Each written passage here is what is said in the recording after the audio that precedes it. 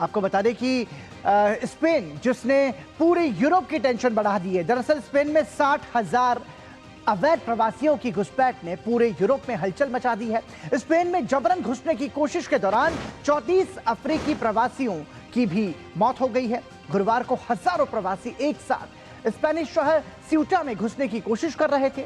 सीमा पर पुलिस की घेराबंदी और सुरक्षा बार के बीच सकरे रास्ते के कारण लोग एक दूसरे पर गिर पड़े। भीड़ में दबने, दम घुटने और समुद्र में डूबने के कारण यह हादसा हुआ। इस दौरान स्पेन और मोरक्को के 100 से ज्यादा सैनिक भी घायल हो गए। स्पेनिश सरकार ने बताया कि 24 घंटे में मोरक्को की ओर से करीब 60,000 लोग तैरकर या पैदल चलकर सियूटा में घुस चुके हैं। यह शहर की आबादी का 70% है। इस घटना के बाद यूरोप अलर्ट पर है। इटली ने शेंगेन नियमों को अस्थायी रूप से निलंबित करने की मांग और फ्रांस द्वारा सीमाओं पर कड़े पहरे ने यूरोपीय संघ के भीतर एक नई बहस को जन्म दे दिया है। शरणार्थी संकट अब सिर्फ एक मानवीय मुद्दा न रहकर यूरोप के आंतरिक सुरक्षा ढांचे और आपसी कूटनीतिक संबंधों के लिए एक बड़ी कसौटी बन चुका है। तो सियूटा से ही घुसने की कोशिश आखिर क्यों है, यह भी समझना यहां पर जरूरी है। तो आपको बता दें कि सियूटा में अफ्रीका और यूरोप की सीधी जमीनी सीमा मिलती है। साथ ही ये भौगोलिक तौर पर अफ्रीका में है, लेकिन ईयू का हिस्सा है, यानी कि यूरोपियन यूनियन का हिस्सा है। सियूटा में घुसते ही वो यूरोप की सीमा में पहुंच सकते हैं। बेहतर जिंदगी की तलाश में लोग सबसे ज्यादा इसी रास्ते को चुनते हैं। सियूटा और मोरक्को के बीच लगभग 8 किलोमीटर लंबी ऊंची बाड़ लगी है।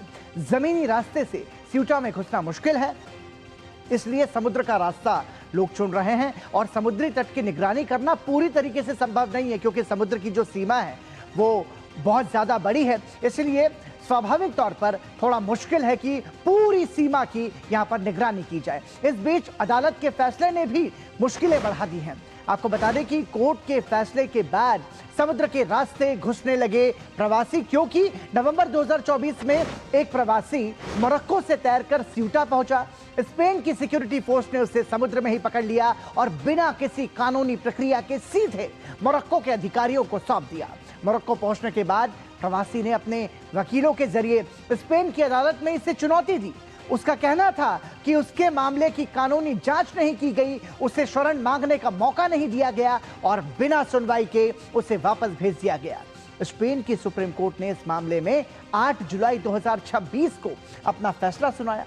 कोर्ट ने कहा कि बिना कानूनी प्रक्रिया के सिर्फ उन लोगों को ही भेजा जाए जो सीमा पर लगी बाड़ फांद कर घुसने की कोशिश कर रहे हैं।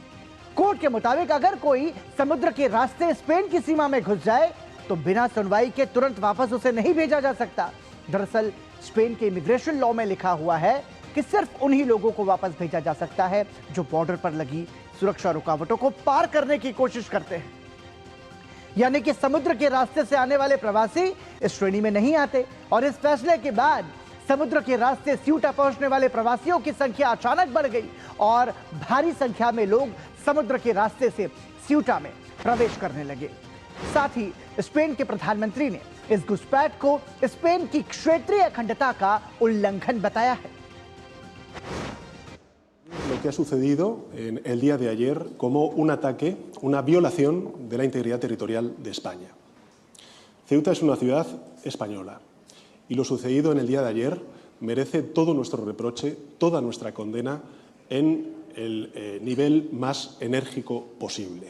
Lo que subyace es la lectura interesada que las mafias que trafican con seres humanos han hecho de una sentencia del Tribunal Supremo।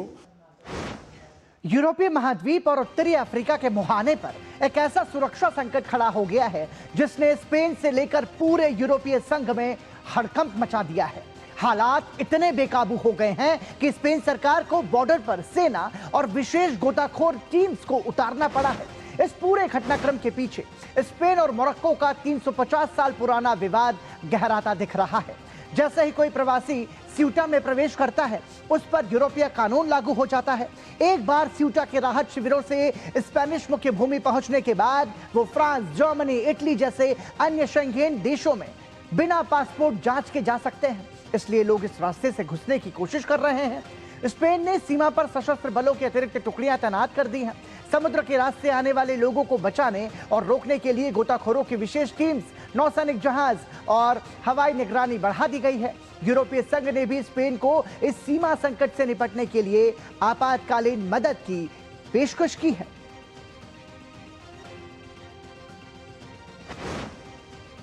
He cruzado por la arena al principio desde Castillejo y luego he saltado una muralla que es de la policía del Marruecos, el primero, y luego he entrado por la frontera, nadando.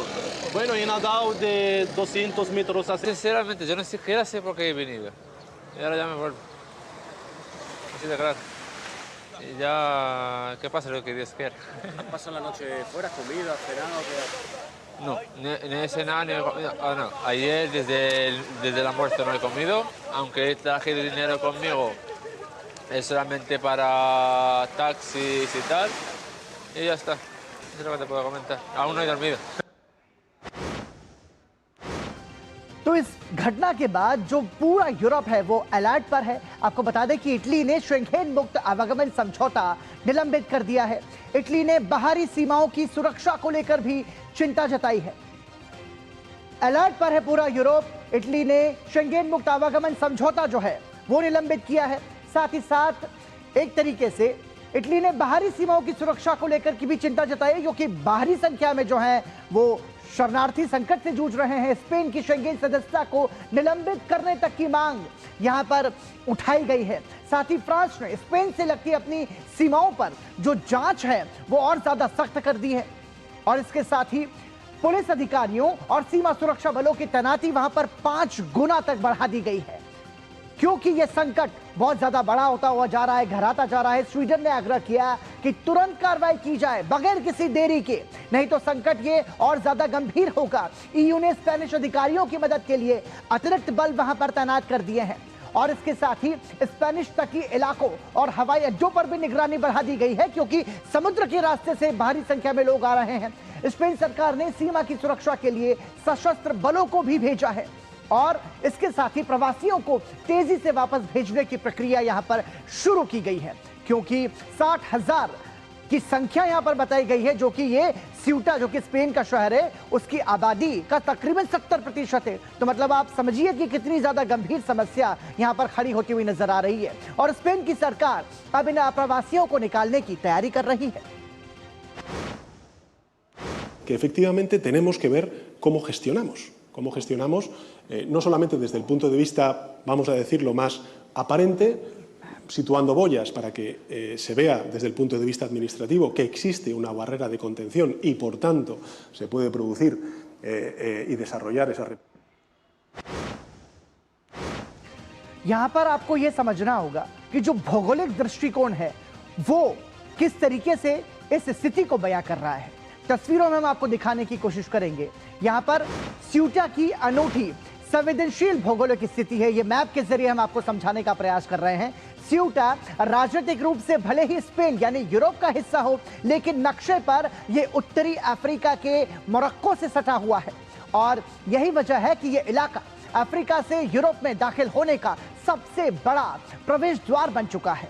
अब हालात ये हैं कि Spain ने सीमा पर सेना और विशेष गोताखोर की टीम्स को उतार दिया है। वहीं अगर मोरक्को के तटीय इलाकों से स्यूटा स्पेनिश क्षेत्र के तट पर तैरकर पहुंचने की दूरी की बात करें, आप ये समझिए, ये इसलिए बता रहे हैं क्योंकि वाकई में लोग जो है तैर कर आ रहे हैं, तो ये दूरी जो है वो बहुत ही कम है, महज 300 मीटर यानी कि 2 किलोमीटर तक ही इसका दायरा है और इस बेहद कम दूरी का फायदा उठाकर प्रवासी समुद्र के रास्ते पानी में तैरकर स्यूटा की सीमा में दाखिल होने की कोशिश कर रहे हैं, क्योंकि ये जो दायरा है ये दायरा बहुत ही कम है, बहुत ही कम है। मैप के जरिए समझिए, स्पेन से स्यूटा और मोरक्को, मतलब मोरक्को से स्यूटा में दाखिल होने की जो दूरी है समुद्री रास्ते से वो बहुत ज्यादा कम है और कोर्ट का जो नियम है, जो कानून है, इमिग्रेशन लॉ के तहत वो कानून भी ये कहता है कि यदि समुद्र के रास्ते से आते हैं तो सुनवाई होगी, उन्हें मौका दिया जाएगा कि वो क्यों आना चाहते हैं, उन्हें सुना जाएगा।